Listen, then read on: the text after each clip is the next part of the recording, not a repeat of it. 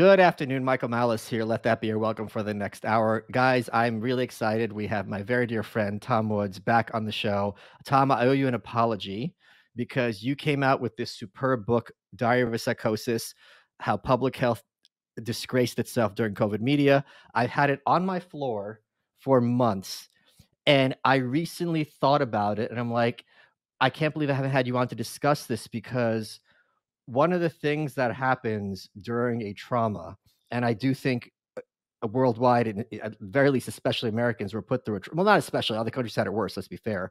We're put to a needless trauma, is the human mind likes to forget. And it's like, you know what? I'm out of the woods. I don't want to think about it. And I every so often comes on Twitter, I'm like, we cannot let these people memory hole this, sweep it on the rug, all the stuff they put off, the scars of which are still with us. And it's easy to forget now that we've moved on as a nation how gratuitous and evil much of what they had done was. So I'm really excited to talk to you about this book and refresh people's memories. Like, remember when they did this and they did this for absolutely no reason? And these people are just still in power and have had no consequences for their nonsense. And they're trying to have the people who didn't get vaccinated forgiven for doing the wrong thing. But before we do that, I want to talk to you about something that's been going on recently, which I know you're going to really enjoy. So, as you know, one of the things I've been doing when I've been doing podcasts in recent events is take digs at you at every chance I get, right? and as you and I were emailing, I was really heartened to understand that even though both our audiences are very literal minded, it's at a point where no one misunderstands that this is a joke, and they're like, why does he hate Tom, or blah blah blah. Like, everyone gets that it's funny, but I wanted to tell you the backstory of this, which I don't think you know, which I know you will appreciate. So you and I, and guys of our kind of, let's say, social awkwardness and generation, all grew up on The Simpsons, right? And Yeah. one of the jokes that I love on Simpsons or other shows is when they take a wink at the audience and make meta humor, like a joke that kind of breaks the fourth wall and creates a tension between the audience and the characters. And like, when you realize what joke I'm going for, just raise your hand, because let's see when it clicks. There was an episode where Rodney Dangerfield, God rest his soul, was playing Mr. Burns' long lost son. And they're at dinner, and Rodney Dangerfield's character brings Homer as his guest. And Mr. Burns doesn't even remember who Homer is, of course. And he's like, ugh, Homer, does your son ever bring around annoying people and force you to kind of be nice to them? And Homer goes, yeah, you know this guy Milhouse. Yes. So why I love that joke, because it works on several levels. First of all, as a fan of the show or a viewer of the show, everyone knows who Milhouse is, right? Like, he's a main secondary character. He's Bart's best friend. Right, but no random person in the world should be expected to know who Milhouse Right. is. So there's this difference between what we as viewers know, where obviously we know who Milhouse is. He's in a big majority of the episodes. But within this town of Springfield, why the hell would Mr. Burns have any idea who Milhouse is? There's no possibility. So there's that divide. But it is also the fact that Milhouse, who is harmless, right? Like, apparently gets under Homer's skin, but also that Homer has this kind of expectation that maybe Mr. Burns knows who this guy Milhouse is. So whenever I take a little dig at you, I always think of that joke, because it's kind of like, if I'm talking to Tom Bellew, I was just on his show, I think I mentioned you. It's like, yeah, you know this guy Tom Woods. Like, why would he know who you are? But for people who are fans of mine or viewers of mine, they're all going to know who you are. So there is that exact kind of replicating of that moment where everyone watching who knows who I am is going to know who you are. But the person I'm talking to sometimes won't know who you are. So it'll really be like that Milhouse moment. Well, I might add, by the way, I do listen to your show sometimes, but listen rather than view, because I'm always driving. But you had Dave Smith on not that long ago, a couple episodes ago, and for a few minutes you were talking about me, but you guys referred to me only as Tom. Yeah. And I thought that was very endearing, but that, on the other hand, a solid 30% of that audience does not know who Tom is. 30? I think it's 30, yeah. There's no way. Should we take a poll? I don't know how we would do that. There's no way it's 30. Well, anyway, Maybe. if he mentions Tom, everybody, he's talking about me. Yeah, so it's also I can't tell if it's more fun for me when the people know who I'm taking a dig at and they laugh, or when they have the blank stare and I just plow through, and people at home are like, "Oh, come on, man, leave Tom alone." So it's really, really fun. Um, I'm really excited to talk to you about this book. And di didn't what was your original title for this? Because I remember we had a phone call, and what were you gonna call it? Covert Diaries? Well, I have a companion volume that I give away for free that I had a bad title for. So I mentioned to you before we started recording that I have a book website for it. And on that site, if you pick up the book, you get a second volume for free. And that is a book about, I'll tell you the title in a minute because you fixed it for me. But that's a book in which people submitted to me the stories of their own struggles during the lockdowns or the mandates, and ways in which they were really seriously harmed. And these are stories that, as you know, we couldn't really tell those stories at the time, because if you were critical of the various measures taken, this meant that you wanted to kill your grandmother, you were callous, and the whole thing. So we didn't get to hear these stories. And as the writer of a daily email newsletter, I was getting a lot of these stories from people who didn't know who else to tell them to. So they would tell these stories to me. And I finally decided, what if I write back to all of them and say, how would you feel if I compiled these stories into a book? And everybody was in favor of that. So that I give that away for free to people who buy this Diary of a Psychosis. So the second volume I was simply going to call COVID Stories. Okay. And you said to me, that is a terrible title. Like, you got to come up with something else. And as I thought of it, I thought, yeah, that is a terrible title. So I ended up going with Collateral Damage as the Yeah. main title of that second one, which is somewhat better. Every so often on Twitter, I get someone who mentions that they never were allowed to have a funeral. And it's somehow the people who are opposed to that are the callous ones. And whenever that happens, I ask them to tell me a story about their loved one who passed away, and then I share it. So it's kind of a little bit of a memorial on social media. It does not replace a funeral at all, but at least it gives them something, to know that people are mourning that person even for 1 minute. And that's the kind of thing where there's a lot of things that governments do and populists do that, we as Americans think of as like, whatever, this is crazy. But that one to me is so gratuitous and glib and evil. And it's at the very least, it's like, first of all, you could have the funeral, you could have sign a waiver that if I go this funeral, like I die, you're legally absolved. Like, I'll sign it. Put us in hazmat suits. I don't care. Force negative test the day before. Whatever it is, when this person goes, this is it. You can't put them in the fridge and be like, all right, sit tight, for a year until this blows over. So that's the kind of thing where it's so, to me, cruel. That cruelty can never be forgiven, and that's why I'm really glad to talk about that kind of thing with you today. Well, in particular, as time went on, and it wasn't even really that much time before it became obvious, based on looking at charts from different places and comparing one place to another, and more stringent versus less stringent states, and this and that, just in the United States, it was becoming obvious that these so-called mitigation measures just weren't doing anything. I mean, that was obvious. If you graph, which I've done, by the way, the health outcomes of the 25 most stringent states against the 25 least stringent, you cannot tell the difference between the two lines. I mean, that seems impossible. How could that be? But you can't. And as time went on, it became more and more obvious. For example, I have some charts out of Nashville, Tennessee, of all places. And now Nashville is a blue city, but Tennessee is pretty red. And Tennessee, although we talked a lot about South Dakota and Florida, Tennessee was actually fairly open during COVID also, but they kept more of a low profile. But I've got charts of, here are 4 counties in Tennessee, and here's their, like the deaths and all that. And I want you to tell me which one of them closed bars and limited restaurants at 25% capacity. Tell me which one it is. And of course, you cannot, because there's no. And the thing is, my point simply is, you damn well better be able to. And if you're going to take measures like this, unprecedented, and the types of measures that ruin people's lives, decimate their savings, split up their families. Families were pitted against each other over all these measures. There better be something that we can make out of it. It better be jumping off the page. And if it isn't, then we have to ask why we're doing it. And it kind of speaks to this. Jonathan Haidt has this great book, The Righteous Mind, where he talks about how people look at politics through a moral lens, and they Yeah. come up with their conclusion, and then they find the rationalization after the fact.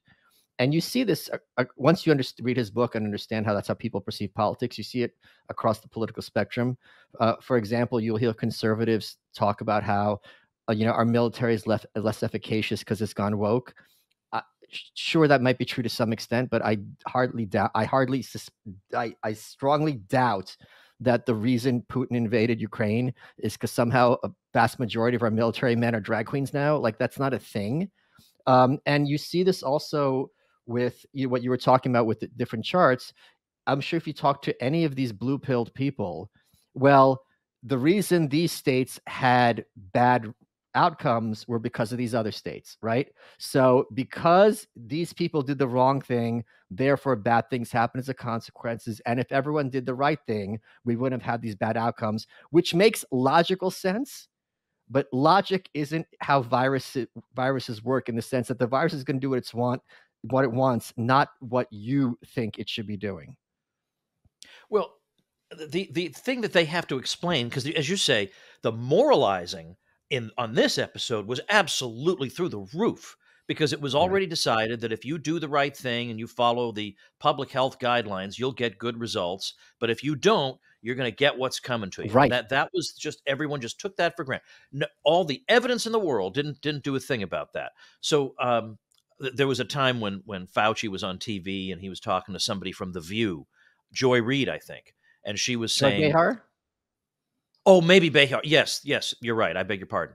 And she was saying something like, when I saw that college football was starting up again with full stadiums, I thought COVID's about to have a feast. What did you think? And he says, I thought exactly the same thing. But even the Today Show said, but it never happened. The numbers just fell in every category everywhere. So the moralizing, though, it defied it didn't matter what the number. There'd always be some excuse.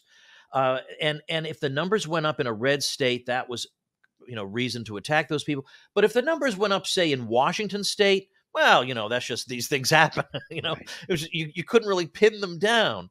And then you would get like, well, let me give you an example. A case of Japan. This was when I really started writing a lot about this on a daily basis, was around the time that Japan was hitting the news, because we were getting headlines from all over the world saying that Tokyo is about to get decimated. And you could see why people might even say that, because we all know the demographics of Japan. It's an aging society. This virus is supposed to be something that hits the old particularly hard. And Japan was not following the public health guidelines to the extent that other places were. Their lockdown was not particularly severe. You see people on the trains all day long. So they're going to get what's coming to them. And the tone was not, let's pray that it works out okay for the poor Japanese because they have dumb people in charge. Let's just hope. It really was they're going to get what's coming to them for not listening. And then it just didn't happen. It didn't happen. So if you look at charts of, let's say, Japan and South Korea had a very different regime.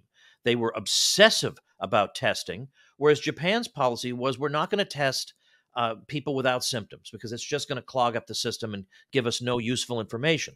So if you look at charts from, let's say, the last quarter of 2020, Japan versus South Korea, the charts are identical.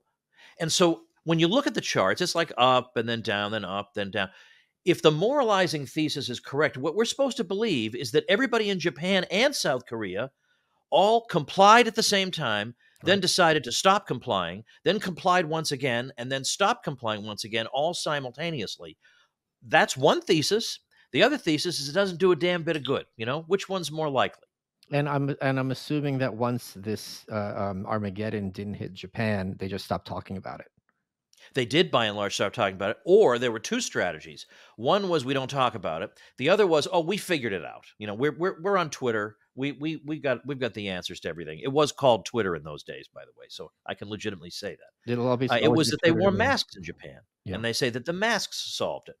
But the problem with that is a couple problems with that. They already knew Japan wore masks when they were saying they were all going to die, so they can't pull that one out. But the other thing was, I actually had a guy, Eric Topol, very, very accomplished physician and researcher. I mean, he has publications that are very widely read in the medical journals. And I had Topol on, and he said the reason Japan did well is that the government issued masks to the public, and that helped solve the problem. But what I found out from my Japanese friends was, they said, well, obviously Topol, doesn't have many Japanese friends, because we all know the real story, which is the masks they sent out to the public were all too small for any adult to fit into them. So they became a national joke. But meanwhile, in the West, because they're desperate, because their religion tells them Japan should be a bloodbath. And because it isn't, instead of just saying, you know what, we just don't know the answer. Maybe we just don't understand this as well as we think. They've got to have some explanation. So it has to be these masks. Folks, I'm really excited to talk about Just Thrive and their new product, Just Calm. Life can be stressful. It can be overwhelming. It's not just your mind that suffers when you're feeling tense and anxious, because stress can make a mess of your digestion and immune system too. I had digestive issues all my life. This is something that I know a lot of you guys struggle with. Here's the thing. You can handle it with the help of Just Thrive Probiotic and Just Calm. You could say goodbye to frazzled nerves and hello to a steady, chill, more relaxed you. Just Calm's exclusive mood-lifting blend is clinically proven to help you relax and breathe a little easier in as little as 4 weeks. And for next level mood and immune support, I recommend Just Thrive Probiotic. It not only has 1,000 times better survivability than most probiotics, but this spore probiotic banishes bloat and constipation, so your gut can produce more serotonin, which is your happy hormone. And I am someone who uses this regularly, so I can speak to it and how great it is for your digestive system. Plus, it supports better sleep. You can wake up feeling refreshed and revitalized. With Just Thrive and Just Calm, you'll have the ultimate stress-fighting duo to help you win the day, every day, with a money-back guarantee. What do you got to lose? For a limited time, you can save 20% off site-wide at justthrivehealth.com with promo code WELCOME. And a portion of every purchase goes to Vitamin Angels, which is a nonprofit organization that saves the lives of millions of kids and moms to be around the world by ensuring they get the vitamins and minerals they need to stay healthy and strong. By the way, if you want to learn more about this groundbreaking company, you can watch my interview with Tina Anderson. It's on my YouTube. Take control today with Just Thrive. That's justthrivehealth.com, promo code WELCOME for 20% off. Folks, I'm excited to talk to you about a new sponsor, which is Trade Coffee. And Trade Coffee is changing the way you experience coffee at home. A lot of the coffee out there is dull, stale, questionably sourced. Trade curates a wide variety of coffees from the best small batch specialty roasters in the U.S. and makes personalized recommendations based on what you like or may like to try. The coffee is roasted to order and ships to you within 48 hours.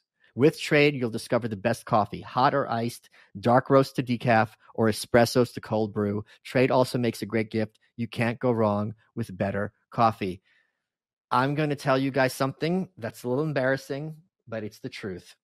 They sent me their cold brew kit with a bunch of their coffee, and I had been stupidly on the impression that cold brew coffee still has to be boiled at some point before it becomes cold, because otherwise it doesn't activate. That's not the case. And it was really easy to use and really great. So give Trade a try and see how you can make better coffee at home, as I learned the hard way, or actually the easy way, thanks to Trade. Right now, they're offering 30% off your first order when you visit drinktrade.com/welcome and subscribe. That's drinktrade.com/welcome. You get 30% off your subscription order.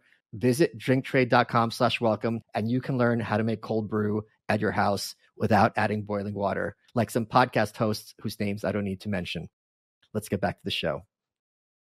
I think there's a lot going on here, and I want you, Tom, like as best you can remember, please send me these charts that you mentioned so I can put them on the screen when we have this on YouTube, if you can, because I think that would really help people. Because it's one thing to say, but I remember when this was happening and you were talking about this, and you'd have your quizzes and you'd put up these charts, and this is the great thing about this book. Like any page you flip open to it. Well, not any page, obviously, but you will have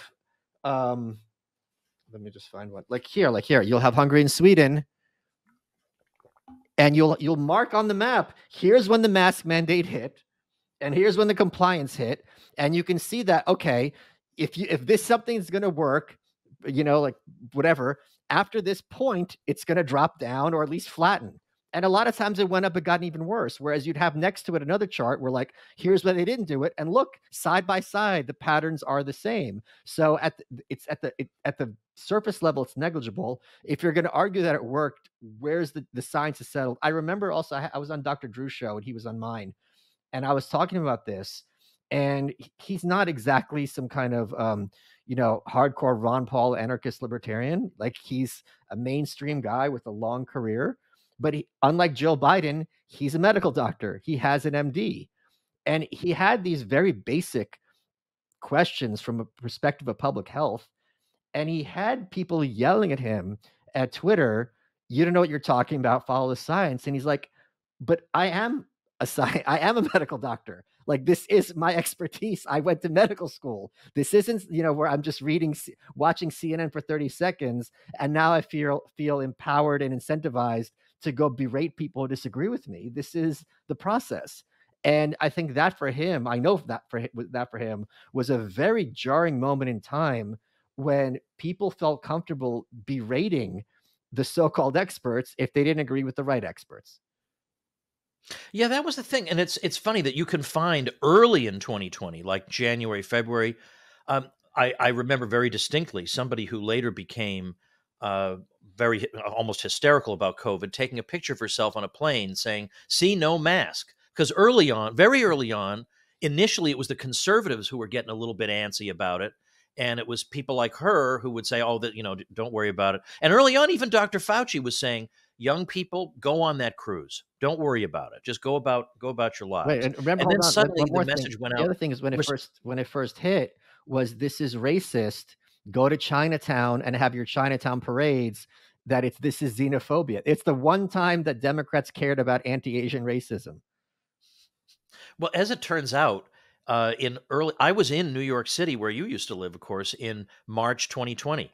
My last trip there before everything went crazy, and my wife and I actually did go to Chinatown because we had heard that visitors there were way down, and we felt like that was an injustice. So we actually did do that, not to grandstand because we didn't tell anybody we were going, but just because we kind of felt like it was the right thing.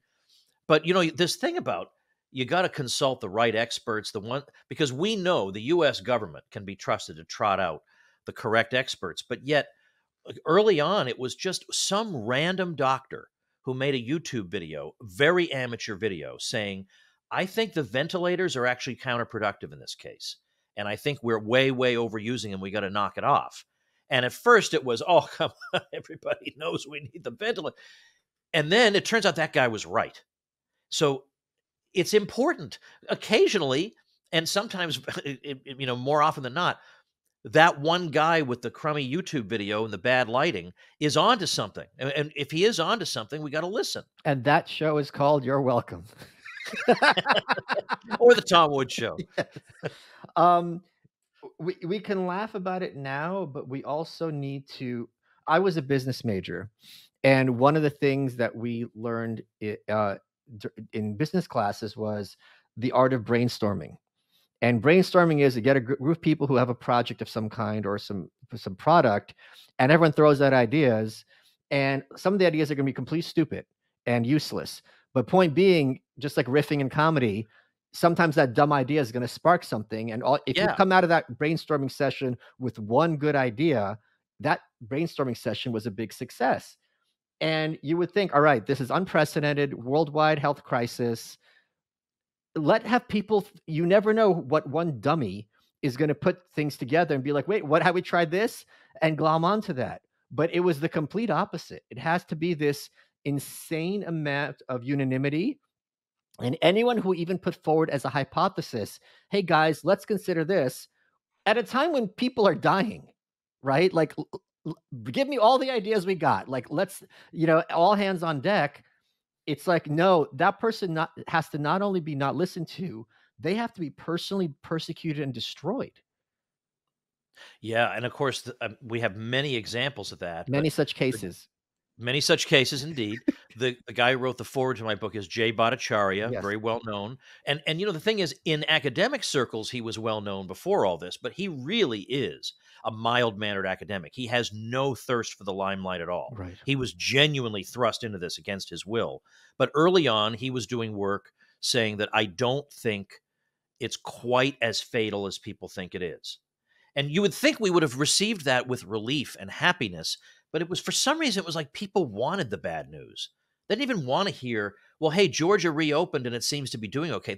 They wanted Georgia to suffer. It was a sick, deranged kind of I mean, the moralizing went beyond just moralizing. It was really, really uh, Bloodthirsty. perverse. Yeah. Yeah. Can you tell the But story but about but Jay, can I please? just say a quick thing about Jay Bhattacharya, though? Yeah. I got, distracted because Jay, um, as I say, he is a mild-mannered guy. He has a lot and he's very easy to get along with, so he's a lot of friends in academia.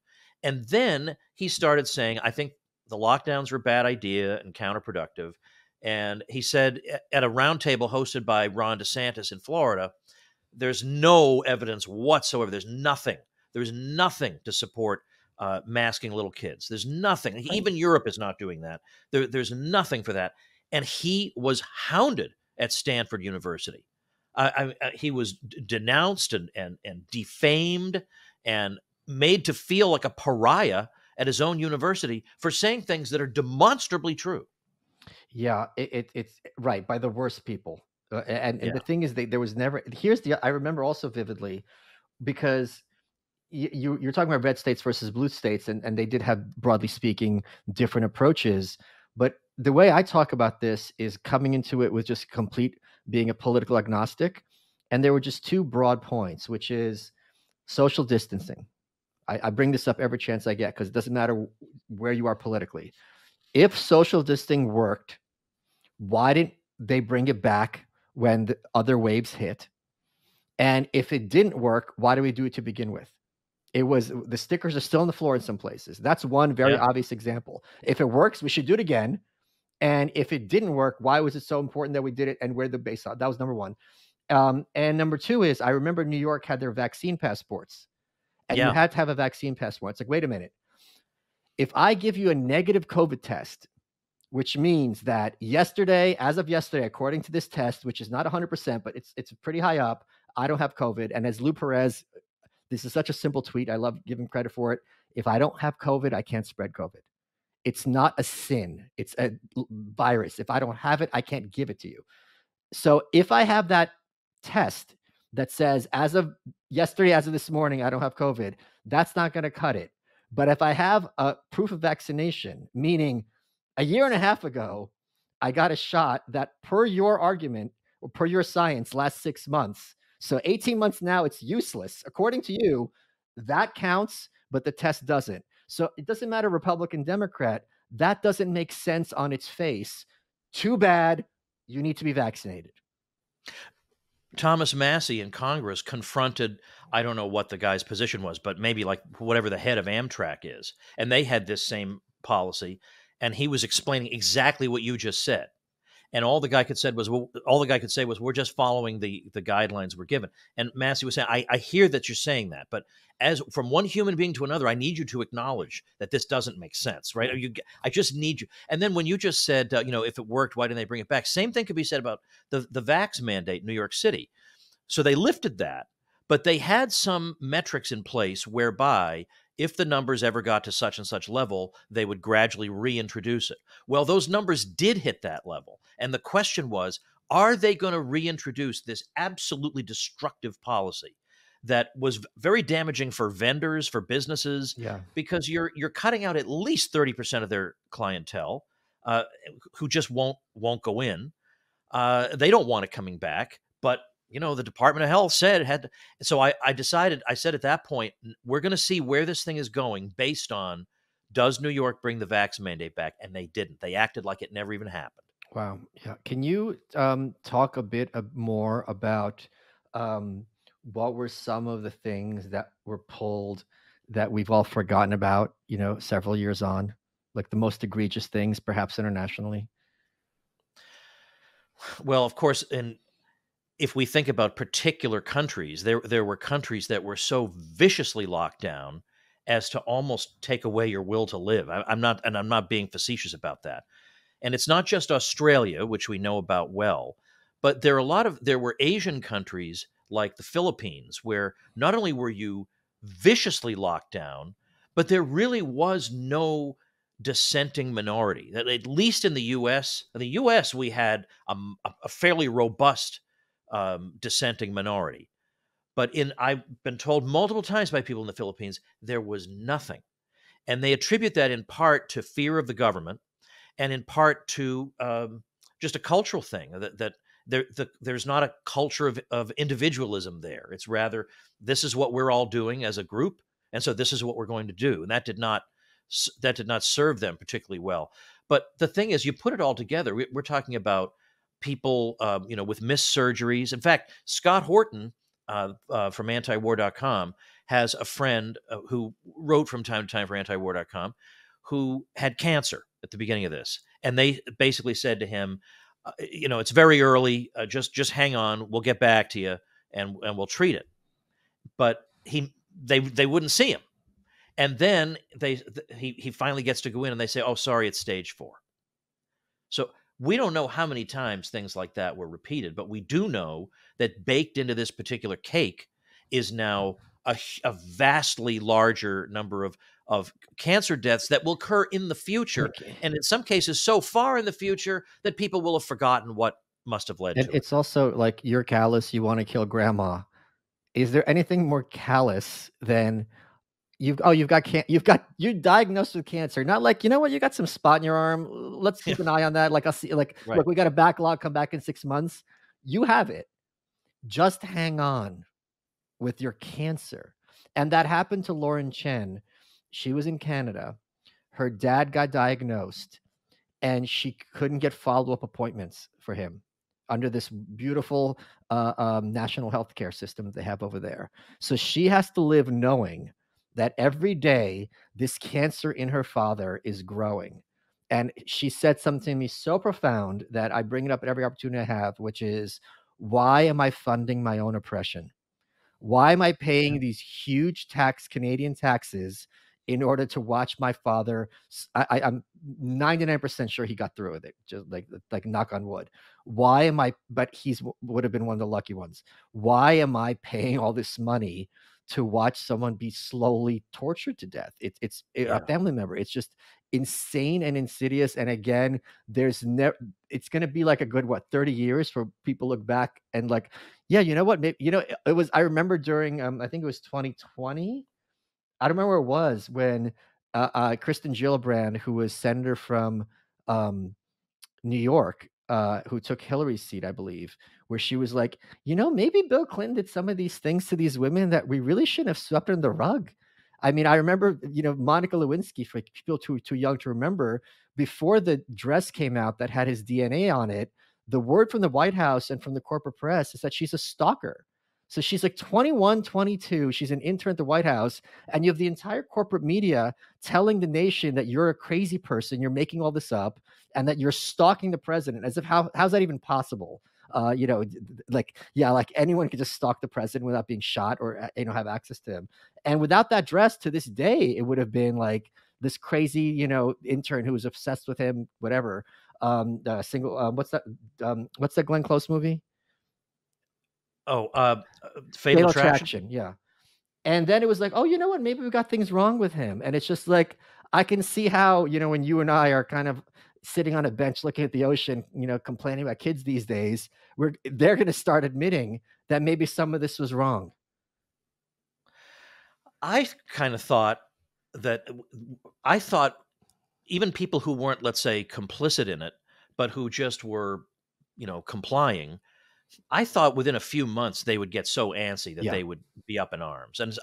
So I have to say that definitely, I mean, you already had, I think, a better, more accurate view of mankind than I did going into this, but I came a lot closer to your position after it was all over. But then in terms of like all the things that were done, countries that you might not follow all that much, like Myanmar, were reporting that people were reduced to eating rats and snakes because they're not. See, when you're in a country like, let's say, well, I'm not picking this at random. I have a friend who, for several years, lived in Malawi, which I think may still be literally the poorest country in the world. And in Malawi, they were going to have a lockdown. Now, Malawi is one of these places where if you earn $1 a day, that's a good day, and you earn just enough to get by till the next day. That's what it means to live hand to mouth. You earn enough to survive for one more day. So if you don't work, the math is not complicated. There's no way you can survive that. So what he told me was, we didn't read about it over here, but the people of Malawi figured that if we're not allowed to go out and work, there's absolutely no way we can survive. So they rose up and demanded that no such lockdown be imposed, and so it wasn't. But imagine that. I mean, at least in the U.S., we can inflate the money and spread the wealth or whatever. I mean, like, at least we have a stock of wealth to kind of eat the seed corn. Which, not that that's a great thing, but at least we don't die. But you got these countries like this where they were seriously talking about, maybe we should have this is not normal. Like, this is not normal behavior. There wasn't even let's weigh the pros and cons. It was a fanatical fixation on just one thing. And I might add one other thing. I live in Florida, and I moved here in 2016. And I moved here, obviously, long before any of this happened. So it was just happenstance that I happened to wind up in a state that my kids could have a normal life in. And I'm extremely grateful for that I didn't have to, they knew crazy things were going on, but I could take them places. We could do things. We could actually live. And meanwhile, I know you've settled into Austin, and I've been to Austin a few times, and I know it has a lot to be said for it. And I know you have friends there, and that's great. But I don't know. In my heart, I always think of you as a New Yorker. And I used to, when I would go up there, visiting you was one of the happiest things I did. And we would do all kinds of things around the city and have a great meal. And they took that away from me. I mean, they took that away from you. Yes, I guess there were some benefits. Zing. Hell on earth. I so remember us going to the Museum of Modern Art, and you were saying, all right, check in here and use #degeneracy. That was just great. Those are the days. Folks, have you heard that the flavored air category is quickly becoming a leading alternative to vaping and smoking? Do you want to be like Dave Smith? Of course not.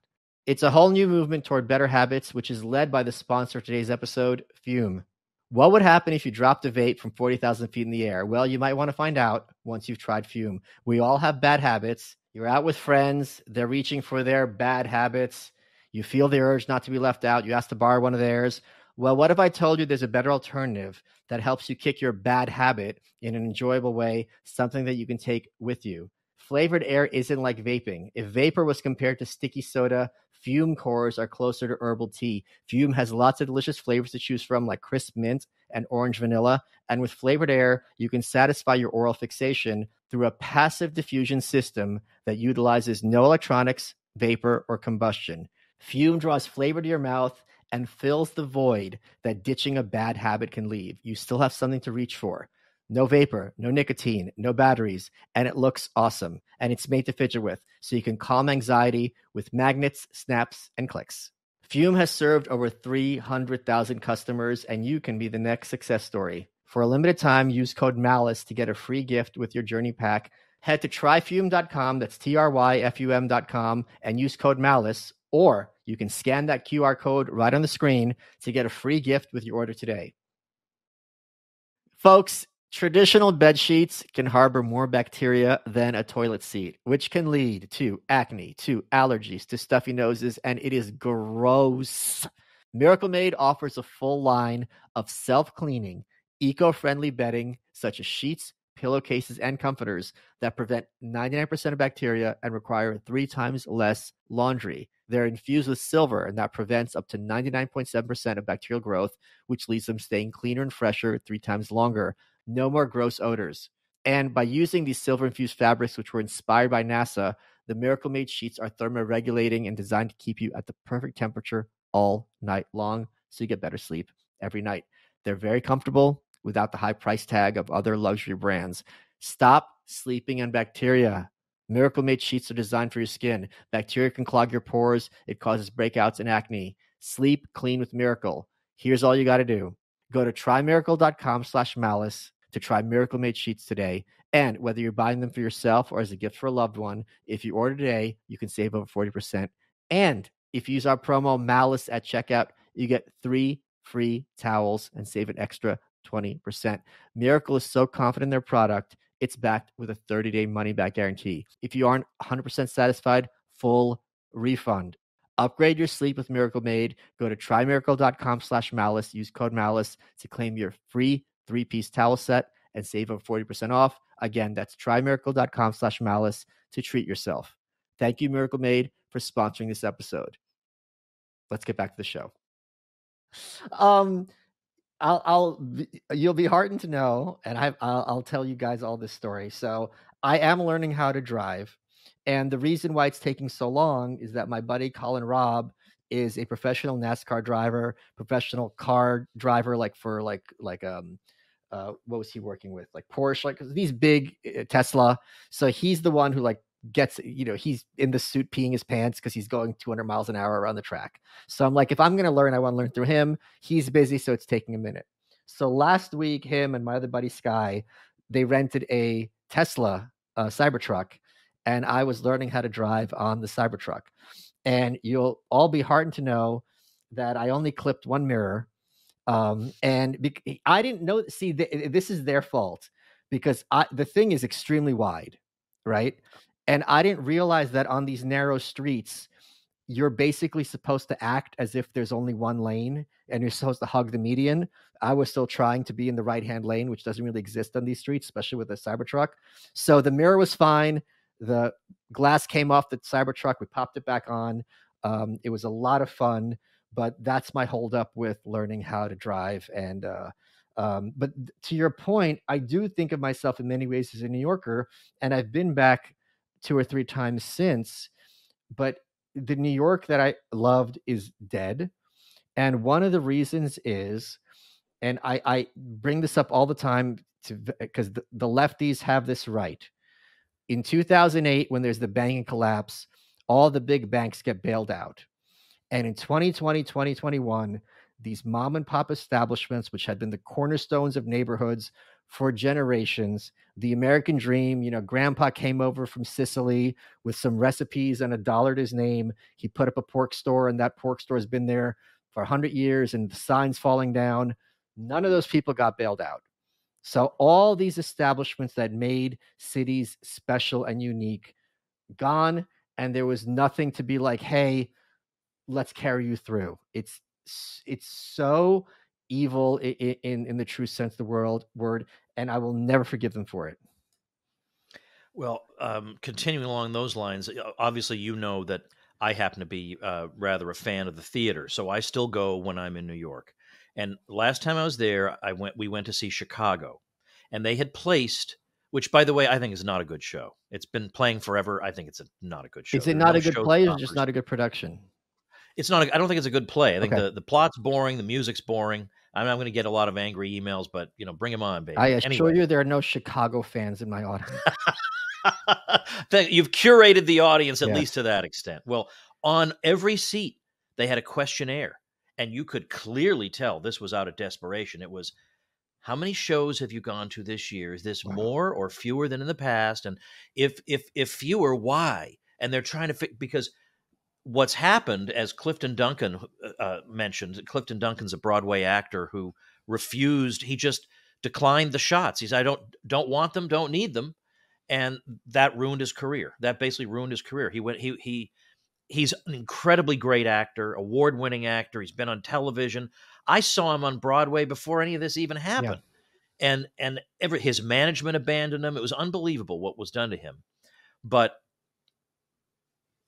because he just wouldn't go along. And so ever since then, he's been an observer of the New York theater. And he says, isn't it interesting that everything else, like all other large-scale entertainment that involves large crowds, so whether it's concerts around the world or sporting events or big trucking things or whatever, those are all back to normal and then some. But New York theater is still suffering. And now why is that? And he says, well, it's a combination. Yeah, it's a little bit that some of the plays are woke, but that was a problem, for a long time. So it's not just that. it's that they terrified their clientele.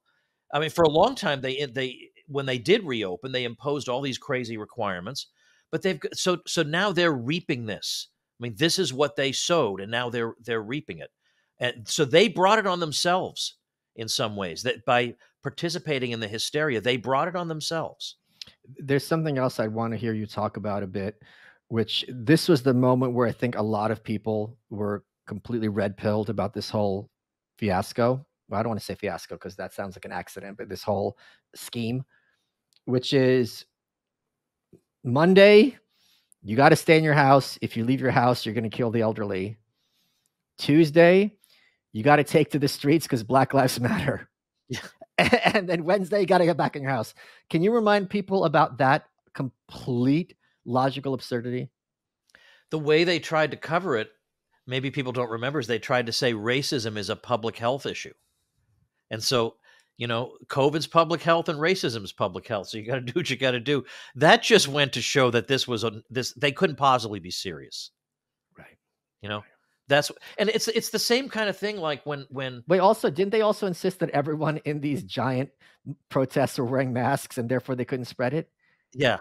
And by the way, I don't claim to be infallible. And early on, I didn't know anything about masks. What do I know about any of this stuff? Wait a minute, hold on. I remember your wedding vows, and they started with, I am infallible. This is my house. You shall obey me. In those words.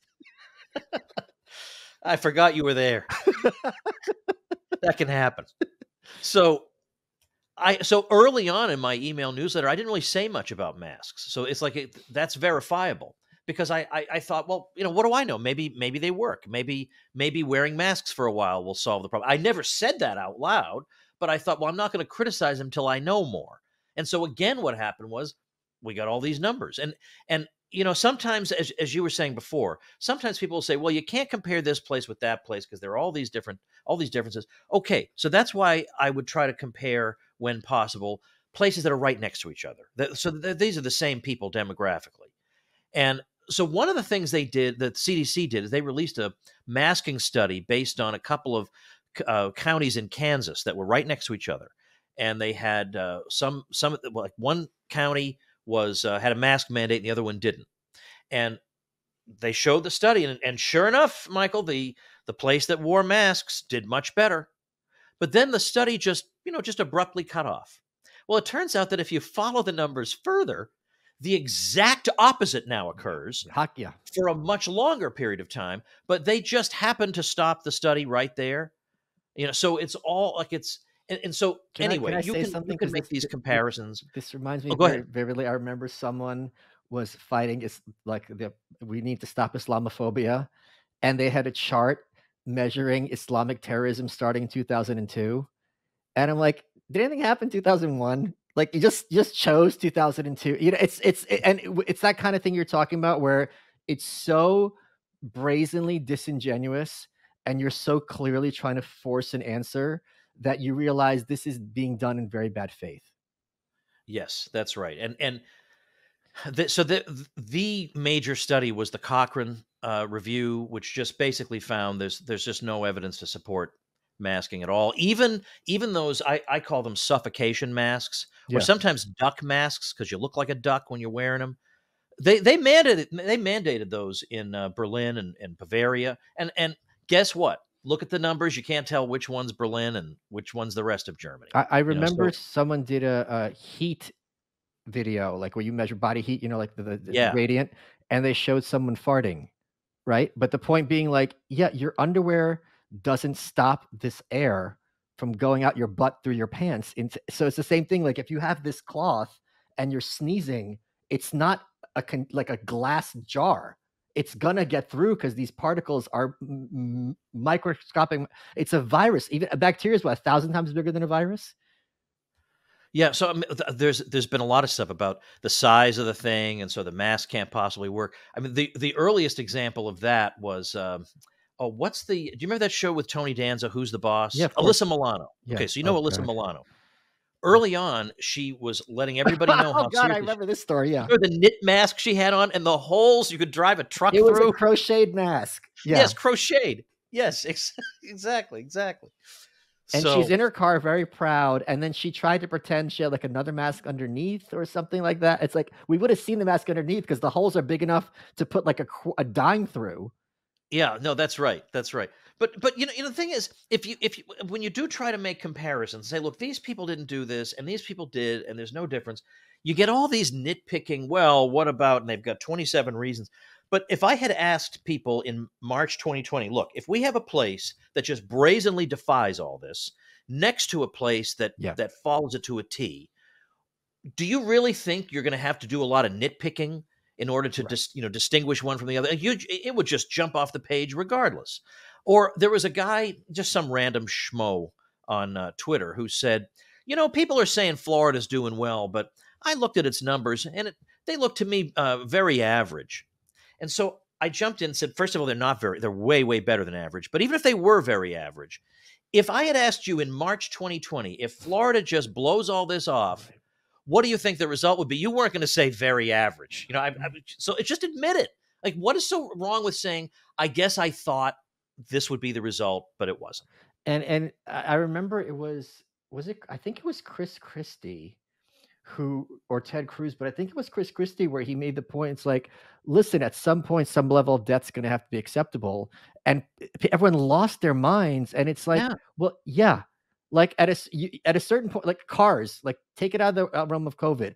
At a people are going to get killed in car accidents. That happens. No one's advocating, well, until no one dies from car accidents, we're going to abolish cars.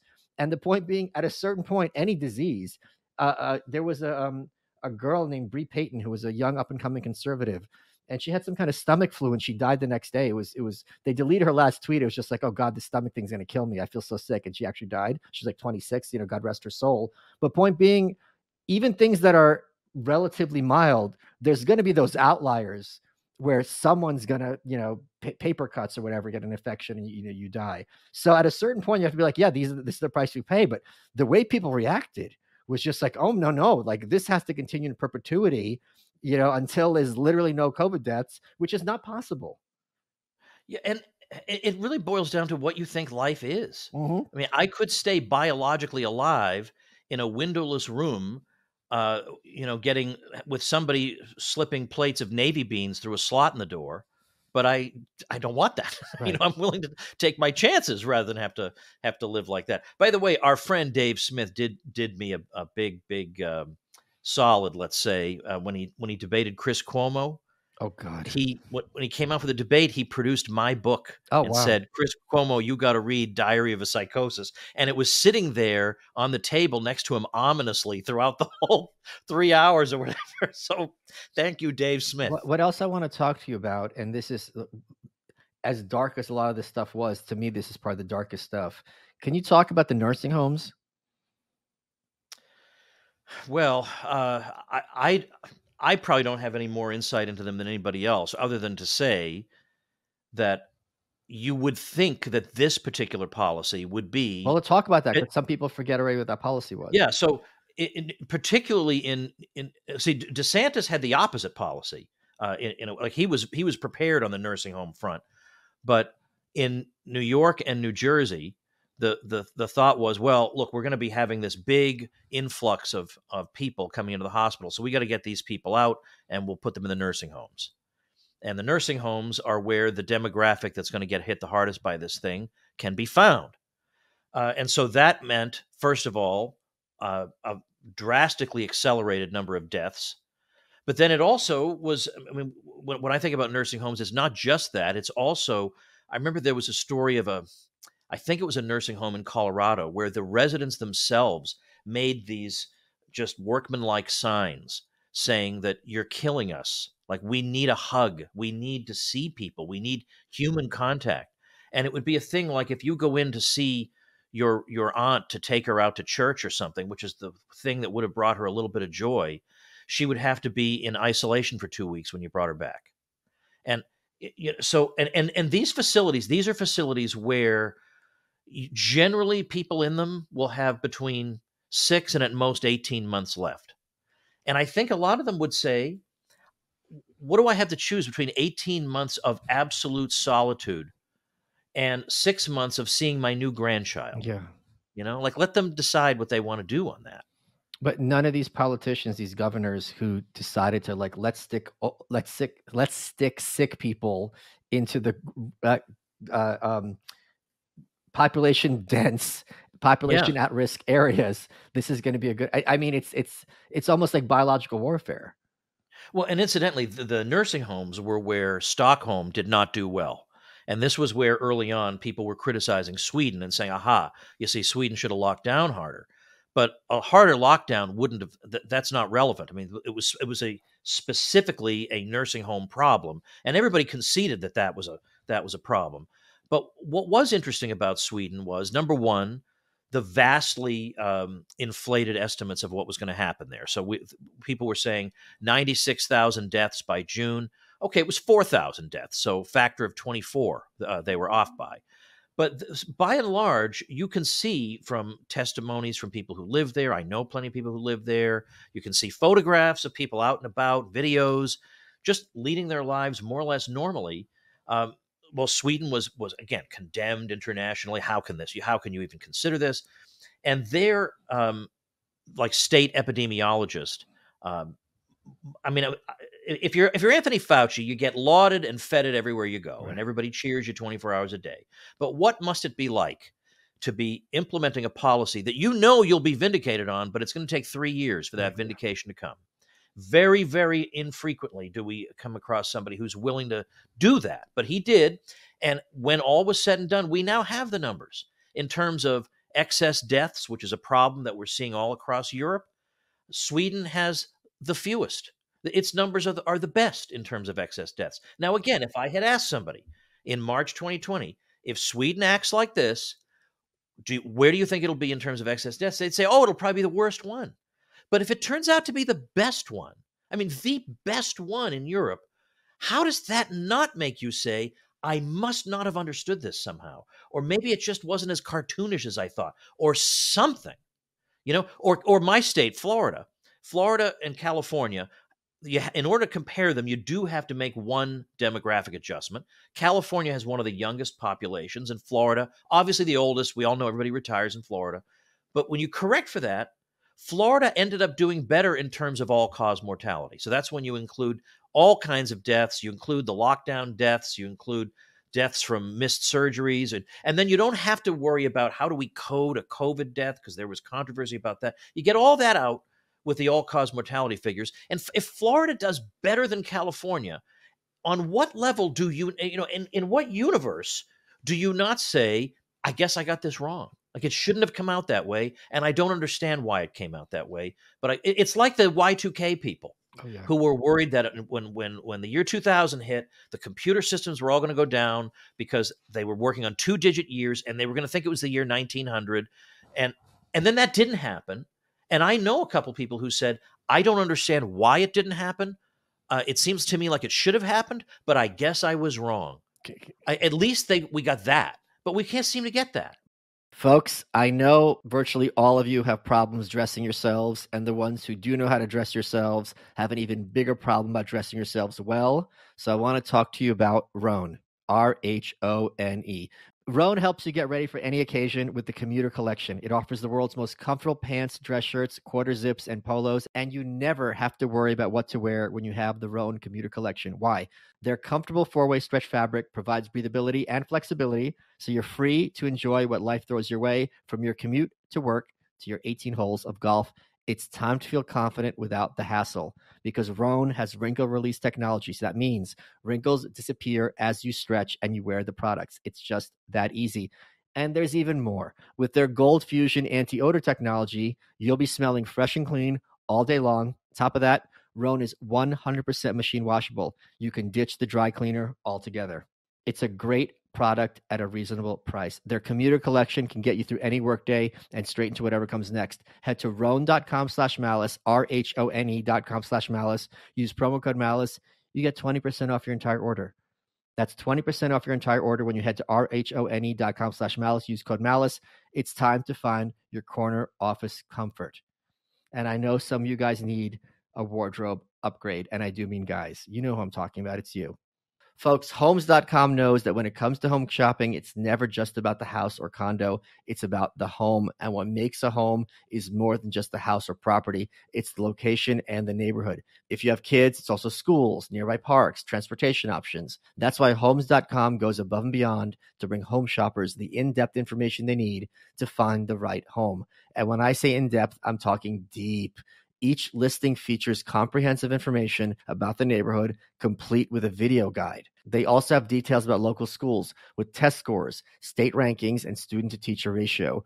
They even have an agent directory with the sales history of each agent. So when it comes to finding a home, not just a house, this is everything you need to know all in one place. Homes.com, we've done your homework. Let's get back to the show. I remember I was a Y2K consultant, and I remember very vividly having a conversation with my friend. I'll tell two stories about this. For people who don't know, which is Tom, you and I showing our age, when the year 1999 was going to hit 2000, there was concern that a lot of computer data and programs were encoded as a 2-digit year, meaning January 3rd, 99 would be 1/3/99, as opposed to /1999. So when that January 1st of 2000 hit, it's not going to think it's 100, meaning, or the next year, it's going to think it's 1900. So January 3rd, 00, it would perceive it as 1900, and all sorts of things are going to happen. My boss at the time had predicted, look, I remember this was the example she used, that electronic doors at supermarkets aren't going to open, so that people are going to riot because they can't get their Entenmann's. She specifically said Entenmann's, I remember at the time. And it's like, let's suppose that's true. You're telling me you can't unscrew an electric door? Like let's suppose like the doors, like there's a fire. You can't break the door or just have some kind of velvet rope or something. And my friend Steph, who I just went to Japan with, we're still very close. She was concerned at the time, like, what if all this was in the media as well? I'm sure you remember. What if all these nuclear weapons start detonating? And I said, Steph, if I'm designing nuclear weaponry programming, why would my default setting be fire? Right?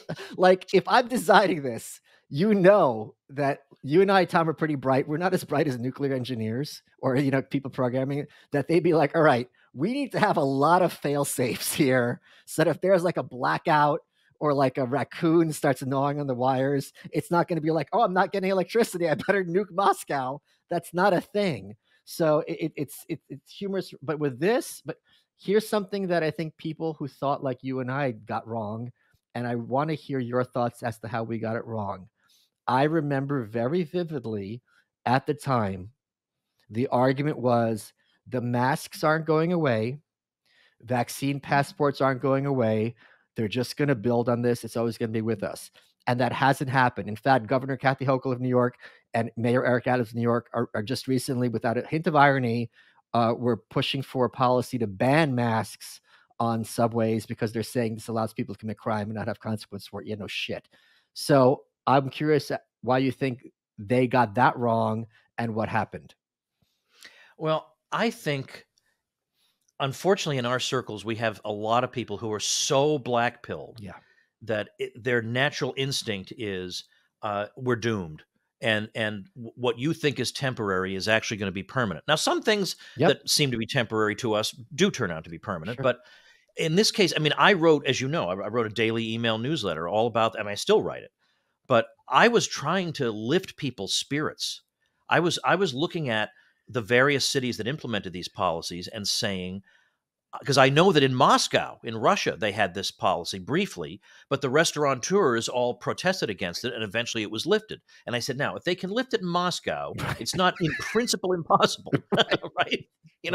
So, and then, and then when they started to fall, it was like dominoes. Yeah. And I kept saying to people I was writing to, now, look, remember, you and I are a minority. We shouldn't be, but we are.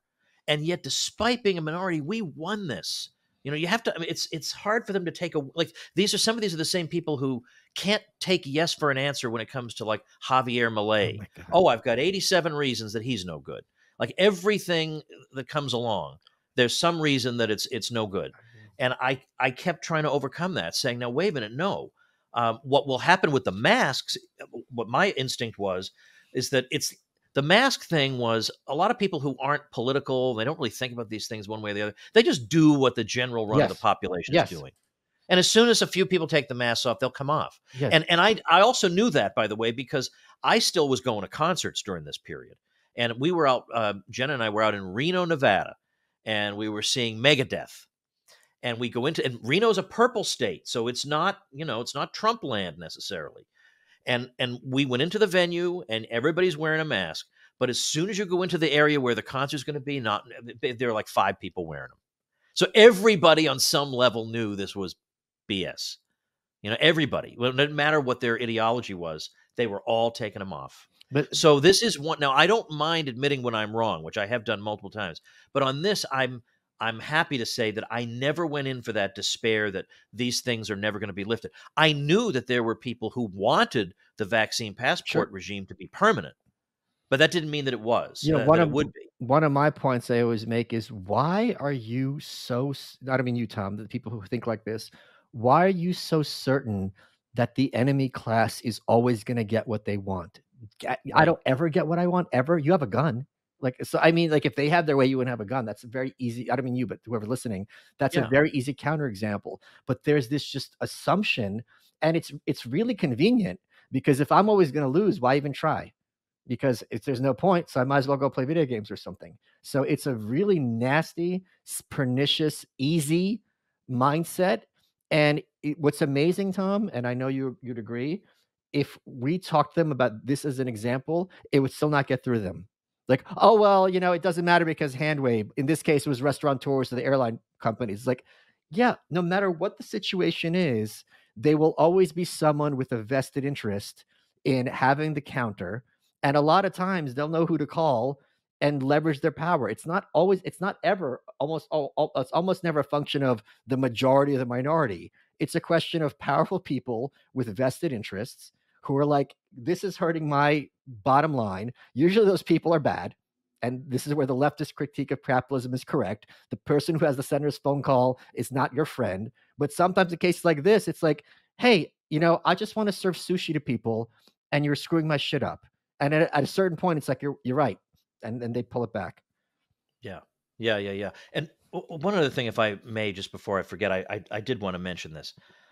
I wondered throughout this whole thing, like, if I were to go up against one of these experts, and I mean, Anthony Fauci is considered to be an expert within his Sure. community. So if I were to go up against him, arguing about some of the things we've been talking about, what would his side be? Like, I don't quite know. So, for example, I was supposed to do a debate at the Soho Forum in New York City, and then my debate partner had an unbelievable personal tragedy occur. So the debate didn't take place, but since I couldn't reschedule, I went and did a presentation, and then his notes were read to the audience. And so we tried our best to reproduce it. But I seriously, as I was planning for that debate, I thought, what could he possibly say? I have all the charts, I have all the numbers. What could the arguments be? So one day during all this, maybe it was 2021, it happened to be MSNBC of all places, and they had Andy Slavitt, who was a White House COVID advisor, on, and they actually asked him, Florida and California seem to be doing about the same, and they have dramatically different policies. How do you account for that? And I thought, they actually asked. And I thought, there's a chance that he's got some like brilliant answer to this. I have to hear it. And his answer was, well, there are a lot of things about this virus that we think we know, we think we understand, that we just don't quite get. So Well, okay, you're not whoa, acting that whoa. way. You're not acting like you're agnostic. No, you're not acting that way. And then his follow-up statement was, well, here's what we know works. And then he lists all the things that obviously haven't worked. But he briefly conceded, yeah, we don't know why none of the things we're recommending seem to do any good.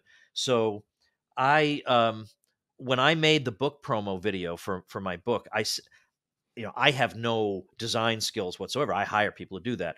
And I said to the guy, you have to put that Yes. quotation in. And you have to put, when Anthony Fauci was asked, well, Texas seems to be like, there aren't corpses at the side of the road. How do you account for that? And his answer, I'm not kidding you, his answer was, maybe they're doing things outdoors. Like maybe they took Texas outside. So I said, we're putting that in too. So at my little site, which is, I have the most satisfying 2-minute video that you've ever seen where I grabbed these, these moments that they're all hoping we forgot. Well, you didn't count on what a fanatic old Woods is here. He remembered it's all up in the old noodle. Here's the thing. You're Anthony Fauci. I'm not going to you for maybe. I'm going Right. to you for answers. You don't get maybe. You don't get to talk. You're going in front of Congress, wherever this was. These are not gotcha questions. These are very basic. Explain it to me like I'm a fifth grader. This is something that affects everybody. These should be home runs, no brainers. You can answer them in your sleep. This is not like, oh, how come Denmark is compared to Greenland, and then it's like I don't know. I have let me do the homework. You know what I mean? Right. So but I mean, yeah, and the thing that kind of the disturbing thing is, I actually think I might have been able to beat some of these people in a debate, and I shouldn't be able to. Right. I shouldn't. The world shouldn't be that way. Tom, you're not beating them in debate. The charts are beating them in debate. The charts are beating. I'm just showing you. All the you're charts. saying is literally explain this chart to me. And if they're like, oh, well, you don't have, Tom, you could be Christy Schiavo. You don't have to bring anything to the table, just the chart. Yeah. Yeah, that's what I did. I'm curious to hear your thoughts, and I'm only being a little tongue in cheek, as to the Libertarian Party convention and the candidates. You could probably take a wild guess, but I love how Milhouse is just so understated and calm. Well, he wasn't my first choice, I'll say.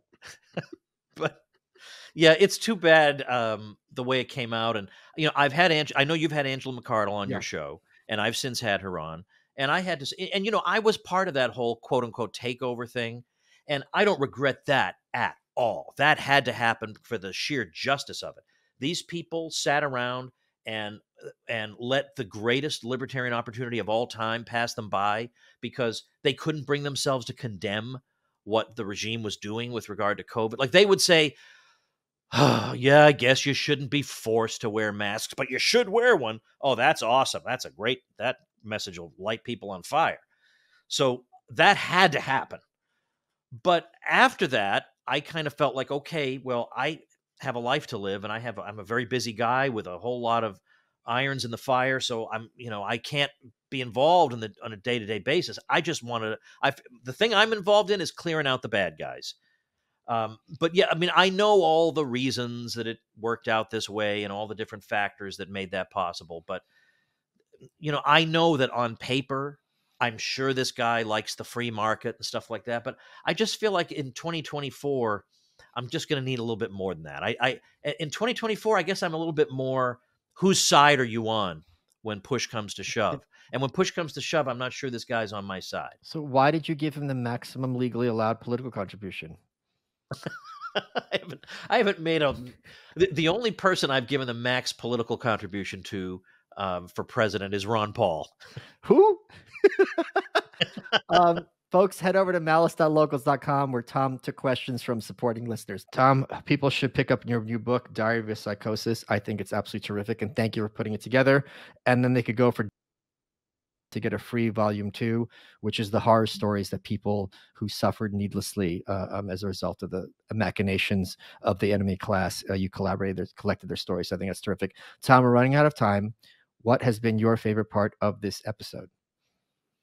I think the part where maybe inadvertently, but you allowed me to point out that throughout this, even as grim as it got from time to time, I nevertheless was urging the people who were reading me not to lose all hope and not to assume that everything would be permanent, but that one day we would be going to concerts again and we would be flying internationally and that we would defeat this, because there's no way this could possibly be permanent, because it was going to snuff out so much of what it meant to be human. Thank you. And you are welcome.